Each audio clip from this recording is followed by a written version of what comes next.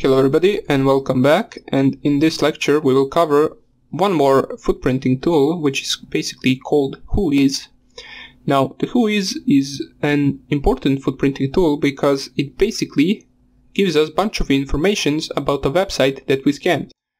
Now the information can be used for multiple further attacks, since the information that we get from the website, from the Whois command or program, is basically who registered the website, where is it registered, which date does the registration expires.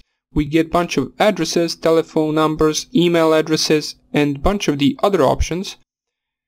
So let us just type here just the Whois. It is pre-installed in the keh1 Linux, so you don't need to install it, you will have it already there. And as we can see, what the usage is Whois, then the option, then the object. These are a bunch of the options that you have. We will not cover them, we will just basically scan the site with the host option. So we will just type here, let's scan a big site for example, so that we can get a bunch of the information. So cnn.com, if you type here Whois cnn.com, it should print out bunch of the publicly available information about that website. Let us just wait for this to finish, it shouldn't take too long. Here we go. Now the first thing we see right here is that the notice one, which says you're not authorized to access or query our Whois database through the use of high volume automated electronic processes or for the purpose or purposes of using data in any manner that violates these terms of use. So basically this is not illegal. You can see right here, by submitting a Whois query you agree to abide by the following terms of use. You agree that you may use this data only for lawful purposes. So basically you shouldn't be using any of these data for any of the attacks that we will cover if you do not have permission to do so. We will just check out the data, we will not use it for any further attacks. So let us just see what we got from this command.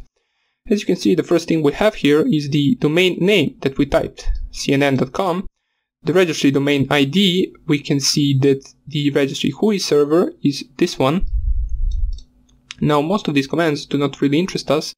We can see this could be possibly interesting for us, which is the name server. It could be useful for some of the DNS attacks. But until then, we will just check out all of these options. Let me just see if there is anything interesting right here. Register abuse contact email. We can see an email right here. Contact phone. Registry expiry date. So we can see when does it expire. Creation date. Updated date. Let us go a little bit down here. Terms of use. Okay.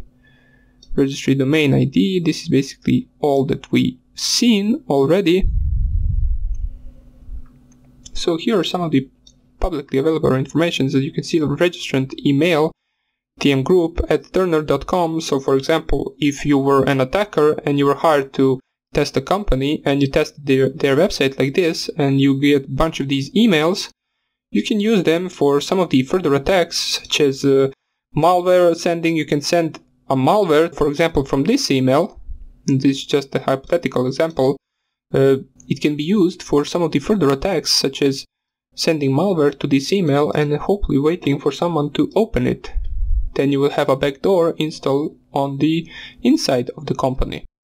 So here we can see more of the publicly available options, such as the registered city, state, postal code, country, bunch of the other mobile phones, emails, as we said here down here. Let me just see another email right here, and the name server. As we can see, this can be useful.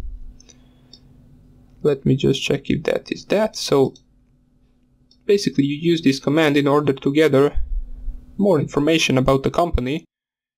It surely can provide some of the information you might need. So in order to, for example, save this to a file, as we did in the previous command, in the previous lecture with Nikto. Let me just see if it has an option to save to a file. I'm not sure if it does, but if it doesn't, you can do that with simply, let me just clear the screen, let me go to the root directory. So we're in the root directory. You can just type here the same command, and you can type the arrow into result.txt. Now it won't print out anything here, I believe, and it will print all of the output into the result.txt file. So when this finishes, we should have a file with all of these things written to it. As you can see, we didn't get any output, but if we click here ls, if we type here ls, we can see the result.txt. Let's get that file, and we should have all of our information available in that file now. So you can send it to someone if you want to, or you can just have it so you don't have to type the command every time in order to check something out. Now, since I don't need that file, I will just delete it, and that's basically it for this program. You'll find it useful sometimes and sometimes not, but in the next lecture we will cover the email harvesting, which we will use a program called Harvester. I'm not really sure if it's installed.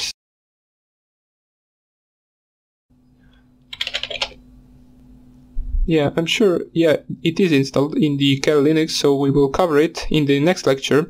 And until then, you can practice these two programs that we covered for now on, including the Google hacking and Nikto, and you can also practice with the Whois program to find as much information as you can.